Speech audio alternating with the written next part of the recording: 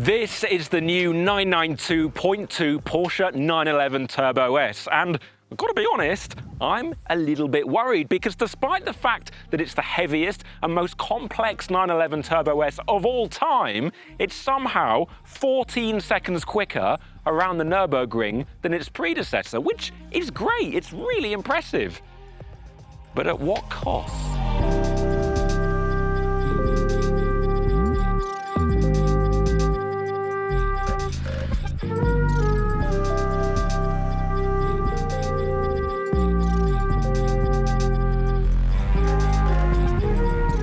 You see, the Turbo S isn't the 911 you buy if you just want to go around a track quickly. That'll be one of the GT models. The Turbo S really belongs on road. It's supposed to be the fast, usable 911. So my main concern is that in getting all of that extra ability on track, have they compromised what should be a road-based car on road? Or has Porsche somehow made something that's amazing on track and also brilliant on road? Again. Well, helpfully today I've got the lovely Andalusian mountain roads and the Ascari racetrack to answer that very question. But first, a game of Spot the Difference. So this is the previous gen 911 Turbo S called the 992.1, and this is obviously the new car, the 992.2. It starts from £199,100 for the coupe, and you'll pay £10,000 extra for the cabriolet. And I know what you're thinking, it looks the same. Well, actually, yeah, okay, it kind of does. But there are some key little differences if you look up close. For example, the headlights and the headlight LED design, they have been refreshed over the previous car. We've also got these lovely active vertical slats in the front bumper. They have been borrowed from the GTS, which we saw last year, so you can definitely tell it apart from the previous gen with those.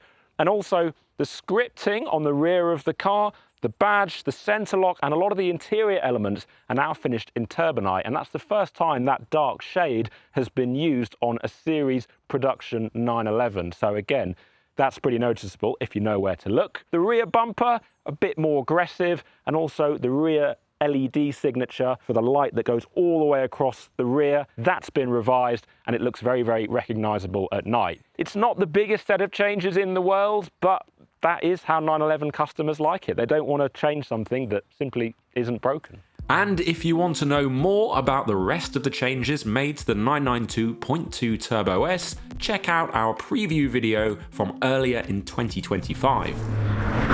Back in the present day, however, and you join me at the Ascari circuit in southern Spain. And no, it's not the Nürburgring, but it should still be very useful at telling us how they've made up those 14 seconds on the Nürburgring. The new Turbo S uses a 3.6-litre flat six that's based on the unit from the 911 Carrera GTS, but there's been a few key changes. As well as a new dual-flow titanium exhaust system, new compression ratio and pistons, friction and weight reduction, and an upgraded cooling system, the hybrid element has also been beefed up. It's no secret that this is stage 2 of Porsche's T-Hybrid program. So we've had the GTS, but now we're seeing more of what it can really do. So along with the flat six engine, we've got a 1.9 kilowatt hour battery, very small. We've also got an electric motor in the 8-speed PDK gearbox and 2 electric turbochargers, whereas the Carrera GTS, that only had 1, and it doesn't spin as quickly. These smaller e-turbos can spin at up to 145,000 RPM, 25,000 RPM faster than the single e-turbo in the GTS. As a result, the Turbo S produces 701 brake horsepower and 590 pounds-foot of torque. And that latter figure is available from 2,300 RPM all the way up to 6,000. So it's a huge spread of max torque, way more than the previous car. And actually, Porsche reckons it's a large part of why this car is so much quicker around the ring. Top speed is said to be 200 miles an hour, while 0 to 62 miles an hour takes just 2.5 seconds, possibly even faster knowing how conservative Porsche is with its figures. Oh, and if you want to see what that looks like,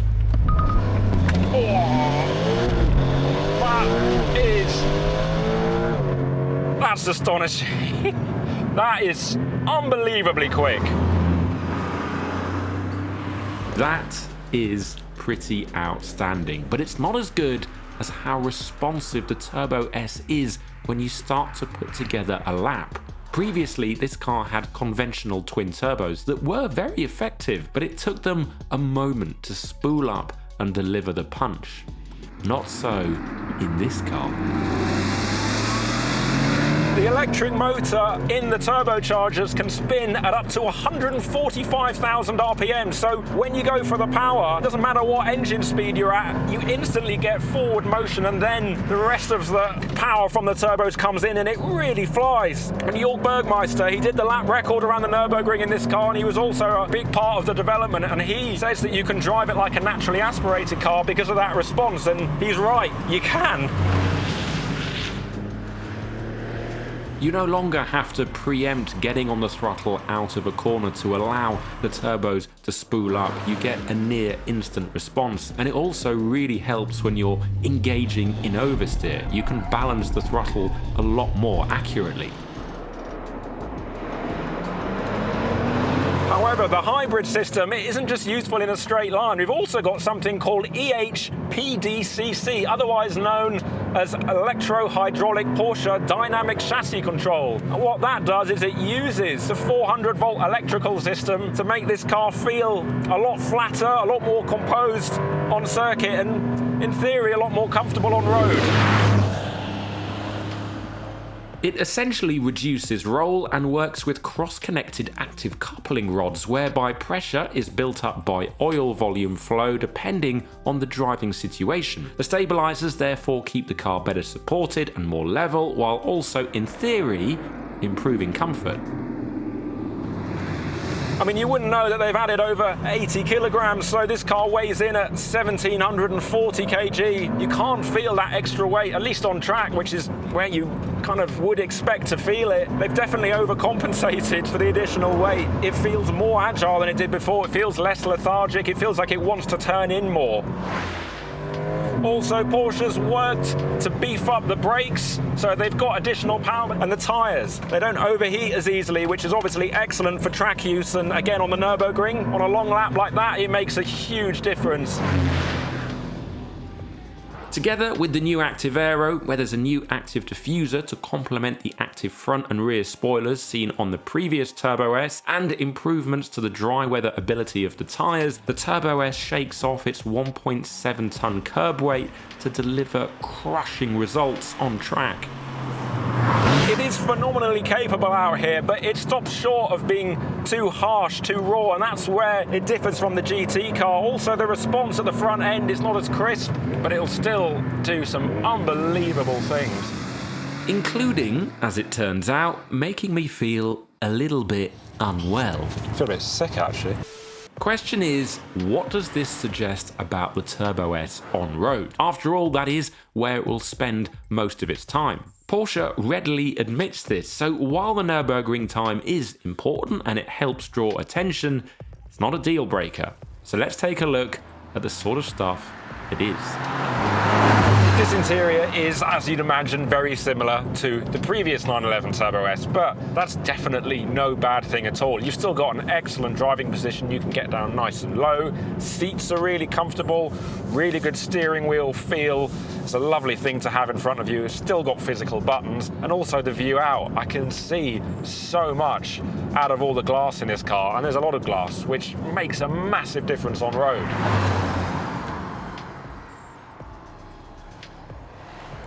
It's a shame that Porsche has dropped the analog center dial in the 992.2 911s, but the digital dash is very polished and it works well. What's more, much like on the outside, Turbonite detailing distinguishes the Turbo S from every other series production 911. And also, like other cars, the 911 Turbo S has grown over the years. It's got wider, it's got bigger, it's got heavier. But on the road, especially compared to cars that are in this same performance range, it feels, well, almost small. I mean, I can easily place it in lane, and that means that it gives you a lot of confidence straight from the off, because you don't feel like you're trying to thread this big, wide, intimidating supercar down a narrow road. In fact, the Turbo S is only 13mm wider than a BMW M2, which is impressive. And sticking with this rather unexpected comparison, the Porsche weighs in at just 15 kilograms more than the BMW. I mean, the M2 is not a small car, but the Turbo S's size and weight should, in context, be commended. I think the track versus road comparison is quite interesting because it doesn't feel like the car has completely transformed. It's definitely still a Turbo S whether you're on road and track, so it holds back from being the most hardcore 911 out there, and you can feel that in the differences with the gearbox. It's not as snappy as a GT car, and also the front end with a different suspension. It's not quite as sharp, steering's not quite as sharp, but the drive mode selector, going from normal to Sport Plus, that really makes a huge difference. There is a big bandwidth there. And even if you switch the dampers into their softer setting when you're in the sportier drive modes, you can still feel the responses from the powertrain are much sharper. We've seen the outright performance from the T-Hybrid system on track, but on road, the main thing that you feel is the response time. I mean, put it down to third gear now, and you can just hear that response as I'm on the throttle. It is so sharp. The difference between this and a naturally aspirated engine, the gap has been closed hugely by having those electric turbos.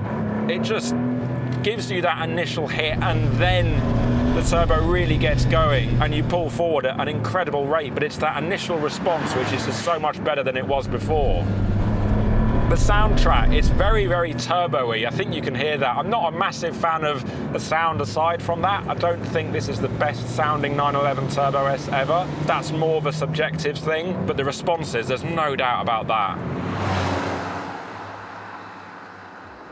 As for comfort, well, clearly the EHPD-CC has had an effect because the ride has taken a step forward over the 992.1, as has the refinement. There appears to be less tyre roar, always something you experience in 911s.